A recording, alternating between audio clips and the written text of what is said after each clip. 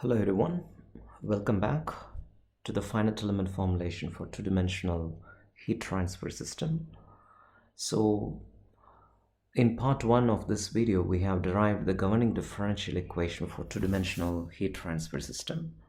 Today we are going to come up with a finite element formulation for the two-dimensional heat transfer system. So let us recapitulate the concept, how we actually derived the governing differential equation for two-dimensional heat transfer system. So you can see that there is the picture of the image of an engine, and this engine produces heat, and you are actually going to dissipate the heat by using fins. We see a rectangular fin there. That's a symbolic representation. It need not necessarily be an engine. It can be a heat that is produced by a computer also, right?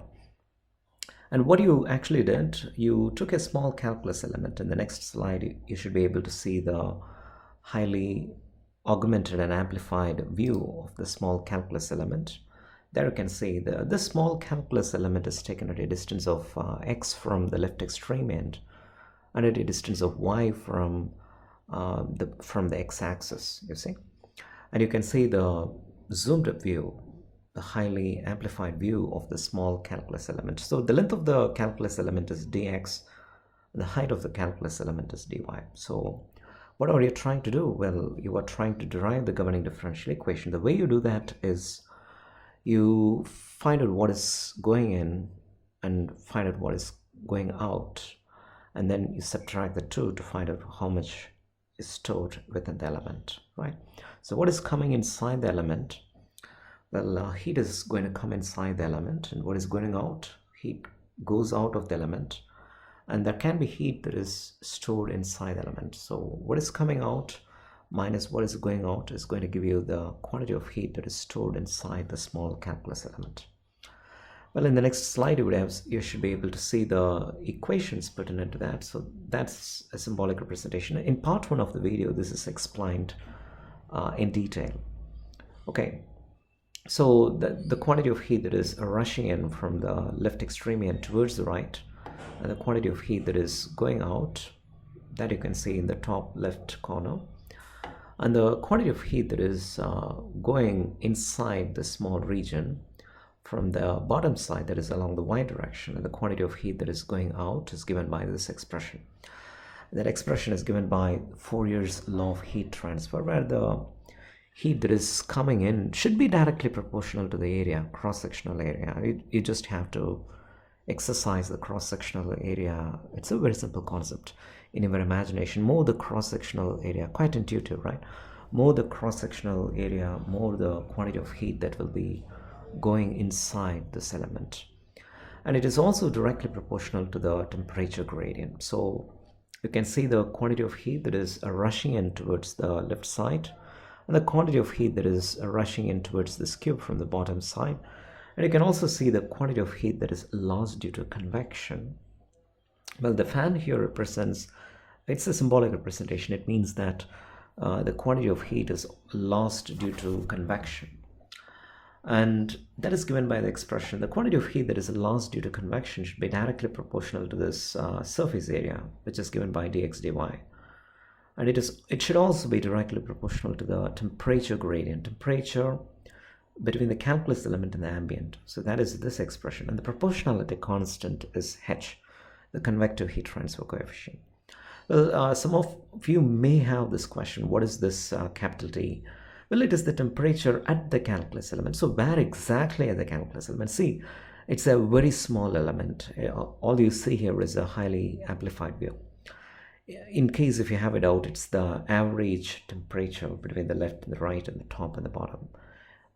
You can think of that way, that it can be the average temperature. So that is what capital T is. In short, capital T represents the temperature at the calculus element. You can find the temperature at a particular point in calculus. That's the specialty of calculus. And in case if there is heat that is generated, that is given by this expression here, that is g dot into dx dy into t. G dot is the quantity of heat that is generated per unit volume. So you hit it with the volume of the calculus element in order to find the total quantity of heat that is generated within the element. So now you know where the story is heading. Now you know what is coming in, you know what is going out, and you know what is generated. Put them together in order to find the governing differential equation. So there you see what is coming in towards the left extreme along the x direction, what is going out, coming in and going out along the y direction. This expression here, the one that is represented by the white color, that represents the quantity of heat that is lost due to convection. And the one here, the quantity of heat that is that is generated. You may ask this question, how can heat be generated in a fin?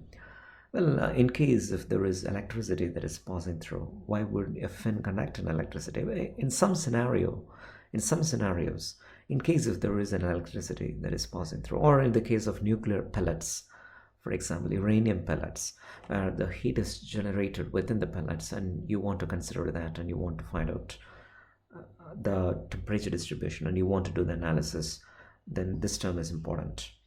Okay, so that should be equal to the heat stored. In the next slide, you can see the differential equation.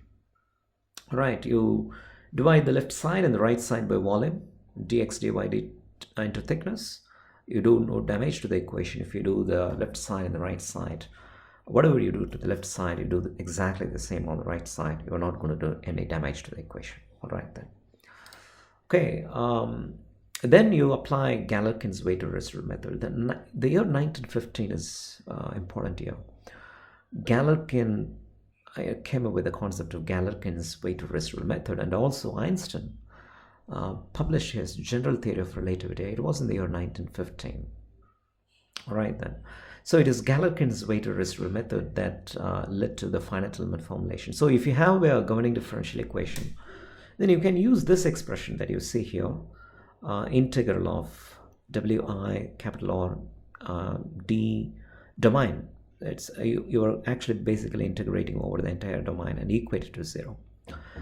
Now we have already seen what is the physical meaning of Galerkin's weighted residual method. In case if you have not watched that video, this is a very short explanation for the physical meaning of Galerkin's weighted residual method. The integral sign that you see here, you know, Newton used to write the letter S this way, in this particular fashion.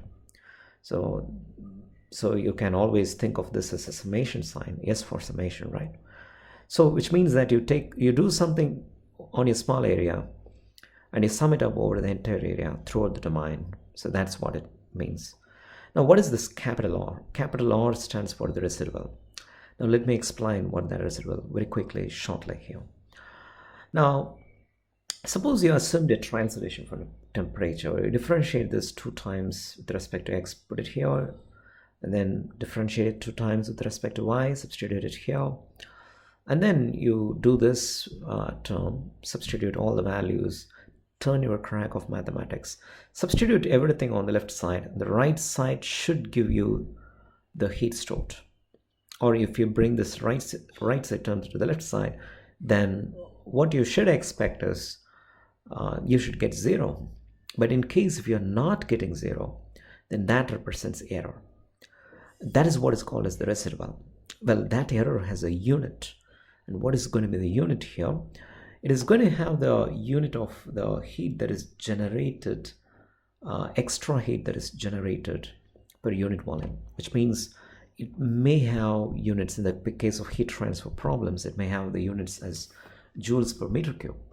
Now, if residual has a unit joules per meter cube, the meaning here is that it means some excess quantity of heat is produced per unit volume, and that excess quantity of heat that is produced per unit volume because of your mathematics, because of the poor trial solution that you assumed, right? So that is what is called as the residual. So there is some detailed explanation, you know, I have given in the introduction to Galerkin's weighted residual method. In case if this is not satisfactory, in the case of the problem of a beam that is subjected to uniformly distributed load, what is the meaning of the residual there? It means that it represents the excess load that is acting on the beam, excess rate of load that is acting on the beam per unit length, right? Rate of load length. So that is what is called as the residual. So in here, in this context, Residual stands for the extra unnecessary redundant heat that is produced per unit volume. So you wanted to set it to 0. You want to set that to 0 throughout the entire domain. And before you do that, you hit it with the weighing function, right? When you hit it with the weighing function, it takes a completely different picture, this equation. It means you are actually making the extra unnecessary redundant work done 0. Now how that is the meaning. So you can just work out the units. In the case of structural problem, that is quite obvious, quite explicit. So you can just check that through at your leisure. Fine. So that's a very simple, a very superficial, loose explanation for the Galerkin's weighted residual method. So we will, anyway, you take my word for it, and let us continue the discussion. Now, mathematics is just like moving objects. You know what capital R is. So this is going to be our capital R. W stands for the weighing function. Weighing functions are nothing but the trial solutions with their constants stripped out. Trial solutions without the constants, that is a weighing function. All right. So that is weighing function. So you substitute all that here in the Galerkin's weighted residual method. So here you can see what capital R is. So that's our capital R. And then you will be substituting the weighing function in the next equation. In the next line, we can see that. Okay, fine. So that should be equal to 0 because this represents unnecessary work done. That's the reason why I have put the picture of a dustbin here. It sort of looks like a dustbin, right? It means that you are making the unnecessary work done, Galerkin's weighted residual method, right? You are setting that to equal to 0. All right, let us see where this equation takes us. Okay, so now I have taken the Wi and I have taken that Wi with a weighing function and hit it with individual terms there to see where it goes, right? So when you hit it with individual terms, well, the equation sort of gets lengthy. So I want to give names to the individual terms. So you can see I have put the picture of Socrates here. Okay, that term is Socrates. The next term you can see the picture of Plato. So this is our Plato term. Then comes Aristotle, and then the final term is Alexander. So you have Socrates term, then you have Plato term, then you have Aristotle term, then you have Alexander term. Plato is Socrates' student, and Aristotle is Plato's student, and Alexander is Aristotle's student, and it is Alexander who conquered the entire world. There is a saying, there is a famous, Alexander once said that for me to come into the world, my parents are responsible, but for the world to come into my hands, my teachers, my mentors were responsible. Okay, so now you have terms, you have names for individual terms. Let us do the mathematics further.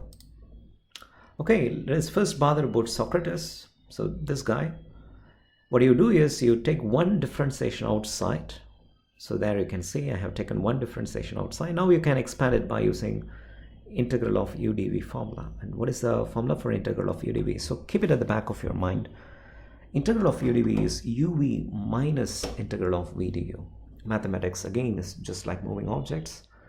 In place of U you substitute Wi, in place of D you substitute d by dx, in place of V you substitute this term here, that's V. Now you see this is double integration because you're actually going to integrate over the entire area. So this is double integration. So what I do is I pretend as if I have only a single integration and I will just expand it, and I keep the double integration as it is, which means it will be traveling with me. So I don't want to explain, Gauss divergence theorem, Stokes theorem. You can very well apply those theorems here. But this is just a clever trick that you can pull using mathematics. It will essentially serve the same purpose. You can distill those theorems out of this mathematics, but that can be for another video. So for now, you can see that the integration, the one that you see on the green color, sort of like a reluctant companion, they are traveling with us. You just have to take that green part, the green guy with you, okay? So uv minus integral of v du. So keep that green guy with you. You assume it to be a single integral and expand it, but integrate, then keep that green guy with you, right? For every term.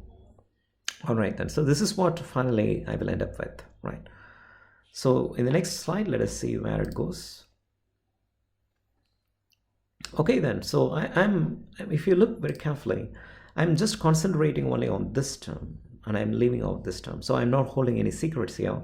You know, this term is going to give me, it will give me one part of the force matrix. And this term is going to give me one part of the stiffness matrix, okay? So I'm not holding any secrets, but you know, if you work on Socrates, one part of Socrates is going to give you the force matrix. The other part of Socrates is going to give you the stiffness matrix. So I'm going to concentrate only on the stiffness matrix term here. Okay, let me do that. Okay, here we go. So I want to do the integration with respect to the, I want to integrate the shape functions with respect to x. That's what it is saying. Wi is nothing but the wing function. Is the same as the shape functions.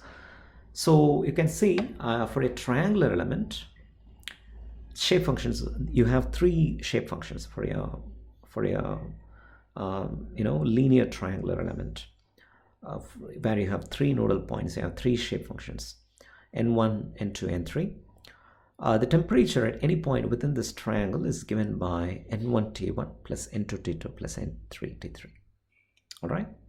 So n1, there is a separate derivation for CST element. I have done this derivation. If you want, you can just check it through at the privacy of your room. So n1 is alpha 1 plus beta 1x plus gamma 1y divided by 2a, and n2 is alpha 2 plus beta 2x plus gamma 2y divided by 2a, and n3 is alpha 3 plus beta 3x plus gamma 3y divided by 2a. Where alpha 1, beta 1, gamma 1, alpha 2, beta 2, gamma 2, alpha 3, beta 3, gamma 3, all those are given by, in terms of, you know, coordinate differences. Just for example, beta 1 is y2 minus y3, beta 2 is going to be y3 minus y1, and beta 3 is going to be y1 minus y2, so on and so forth. So you know that you know, alpha 1, beta 1, gamma 1, they are all just constants for a given triangle with coordinate values, and a here represents the area of the triangle. So now all you have to do is differentiate the shape functions, differentiate the temperature with respect to x, and plug it here in order to get the stiffness matrix. So in the next slide you can see just that. See, you have the values of alphas, betas, and gammas, and all you have to do is integrate that. So dou t by dou x is given by this expression here. That is what dou t by dou x is. And dou n1 by dou x is beta 1. Similarly, you can find dou n2 by dou x, dou n3 by dou x. So, which means basically we're going to have three equations for three shape functions. You substitute I is equal to 1 here, you get dou n1 by dou x, I is equal to 2, dou n2 by dou x, I is equal to 3, dou n3 by dou x. Well, substitute all the values and write everything in the form of a matrix. So you have three equations. This is for the first term, right? Dou n1 by dou x into dou t by dou x. You simplify that, you get this equation. And this is for I is equal to 1, this is for I is equal to 2, this is for I is equal to 3. Write the three equations in the form of a matrix. You get sort of like a stiffness matrix. I should not be calling this as a stiffness matrix because stiffness is a term that you use only for structures. But you can just call this as a conduction matrix if you wish. But it is analogous to stiffness matrix along the x direction. Okay? It is conduction matrix along the x direction. In exactly the same manner, if you look at Plato, he is going to give us two terms, and one term will go in the force matrix, and one of the terms is going to give you the conduction matrix along the y direction. So this is our conduction matrix term. All right then. Okay, now comes the next guy, that is Aristotle. So let us work on these terms. You are just doing the same mathematics, guys. You just put I is equal to 1, I is equal to 2, I is equal to 3, and you'll learn the shortcut to integrate them. Okay. In the previous slides, I think you have to remember this formula, the shortcut formula to do the integration. I'm sorry. In the next slide, you can see that in order to integrate the shape functions with respect to the area, well, there is a shortcut term. So let me explain these terms here. So this is our Aristotle term. So what I do is I take this ni, hit it with individual terms, so you get two terms. So this term is analogous to stiffness matrix due to convection, and this term will go as the force matrix. Again, you see Aristotle is giving us two terms. One is the conduction, sorry, the stiffness matrix due to convection. The second one is the force matrix, analogous to force matrix. So when I say stiffness matrix, it is analogous to stiffness matrix. And when I say force matrix, it is analogous to force matrix. So don't take my words literally, please. So let us concentrate on this term here. And what you do is you put I is equal to 1, ni will become n1, I is equal to 2, ni will become n2, I is equal to 3, ni will become n3. And you have three equations, I is equal to 1, I is equal to 2, I is equal to 3. So this is our first equation, I is equal to 1. So just take the n1 inside, you get this equation. Then that's it. You simplify this, you have to integrate this, integrate the shape functions with respect to area, and this is the formula, shortcut formula to do the integration, right? So there is a derivation behind it, but anyway, take my word for it. There is a shortcut formula to do the integration. So integral of the shape functions, the triangular element shape functions with respect to area, right, is given by this formula, where n1 to the power alpha, n2 to the power beta, and n3 to the power gamma with respect to area is given by this formula here. Alpha factorial, beta factorial, gamma factorial. Let us do one integration here. In this case, it is n1 raised to the power 2. So, which means alpha is 2. There is no n2 term. So, n2 raised to the power beta. Beta term is not there. So, beta should be equal to 0. 0 factorial is 1. Keep that in your mind. And gamma term is not here. So, gamma should be equal to 0. And so, 0 factorial again is going to be 1. So, alpha is 2. That you see, beta is 0 factorial, gamma is 0 factorial. Similarly, alpha is 2, beta is 0, gamma is 0, plus 2 factorial. Simplify this, you get a by 6. And for the second term, for this term, you get a by 12. And for the third term, you get a by 12. All right, this is for I is equal to 1. Then for I is equal to 2, I is equal to 3. Write everything in the form of a matrix. You get the analogous to stiffness matrix due to surface convection that is taking place on both the sides, right? That's how we start out with. In case in your problem, in case if the convection is not taking place on both the sides, then you divide the stiffness matrix by 2, which means you should be getting HA divided by 12T. Okay, in our case, you have convection that is taking place on both sides, so you get this particular matrix. All right then. Okay, so now let us concentrate on the force matrix due to Aristotle. So you can see, let me go back to the slides. Okay, we are looking at this term, this term here, right? Analogous to force matrix. Okay, so there you go. So that's our analogous to force matrix. You have to integrate the shape function with respect to area. Of course, you know how to integrate the shape functions with respect to area. I just pulled that trick, the shortcut trick to integrate the shape functions with respect to area. And then you integrate them, but put I is equal to 1, 2, 3. You get 3 equations. Write the 3 equations in the form of a matrix. You get the force matrix due to convection. That's it, guys. You also get the force matrix due to heat generation. That's the last guy, our last guy who conquered the world, who is Alexander. You put I is equal to 1, I is equal to 2, I is equal to 3. Integrate the shape functions with respect to area. G dot is a constant, the quantity of heat that is generated. Pull them out. If you integrate them, you get 1, 1, 1 with respect to area, right? So that's our force matrix due to heat generation. Okay, now this is okay, that's all. So if you look back, we had four guys, right? One was Aristotle. I'm sorry, the first guy was Socrates. The second one was Plato, and the third one was Aristotle, and the fourth one was Alexander. All right, so this guy is going to give you two terms. One term we didn't work out, we didn't do the mathematics. No, that's actually force matrix due to heat flux. I leave that to you, you can do that. But that physical phenomena, that physical scenario, the chances of that physical scenario, of heat flux physical scenario to crop up is rare. So in many textbooks you will not actually find that term. So we can actually complete everything and put together in part 3. But for now, you understand that Socrates is giving us two terms. One term is going to give us the stiffness matrix due to conduction along the x direction. The other term is going to give us the force matrix. Exactly the same for Plato. Plato is going to give us two terms. One is the stiffness matrix due to conduction along the y direction, and the second one is the force matrix term. And the third guy is also going to give us the two matrices, the Aristotle.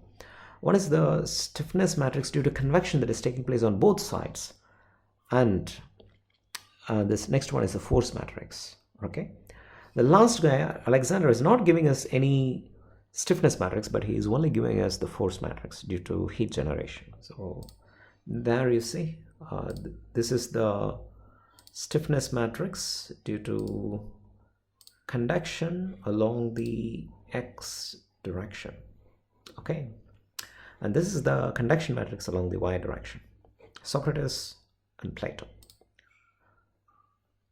Okay, the next one is Aristotle, who is going to give us two terms. One will be the force matrix due to convection. Remember, the T infinity term, H convective heat transfer term is there. It's due to convection. The first term is going to give us the stiffness matrix, analogous to stiffness matrix due to convection on both sides. So there you go. That is our convection matrix that you see here, due to convection that is taking place on both sides. See, this is for triangular elements. Okay, if you want, you can discretize that into rectangular elements, and that will be a completely different story. If you want, you can use a higher order elements. This is for triangular elements. All right then. And the one term that was left out, it was that gives by Aristotle, that's going to give you the force matrix due to convection that is taking place on both sides. So that's your force matrix due to convection. The last guy is Alexander. Alexander doesn't seem to give any stiffness matrices. Alexander is just giving us the force matrix. So all you have to do once you derive the stiffness matrices, analogous to stiffness matrices and the force matrices, you put all the stiffness matrix terms on the left side and the force matrix terms on the right side. Then you will have a nice equation. K matrix into T matrix is equal to F matrix. So you have as many equations as there are unknowns. All you have to do is apply the boundary condition and solve the problem. In the next video, we will put the equations together in order to get a better view. And also, I want you to think about one thing. In the problem that we took, we didn't consider end convection because we took a small calculus element at the center. And even we didn't consider end convection, convections that are taking place at the edges. And how do you come up with the equations for that? Can there be a stiffness matrix due to edge convection? Can there be force matrix due to edge convection? Absolutely yes. We will be deriving that in the next part. Thank you all for your patience. I really appreciate your time. Just like Alexander, go ahead and conquer the world. Thank you.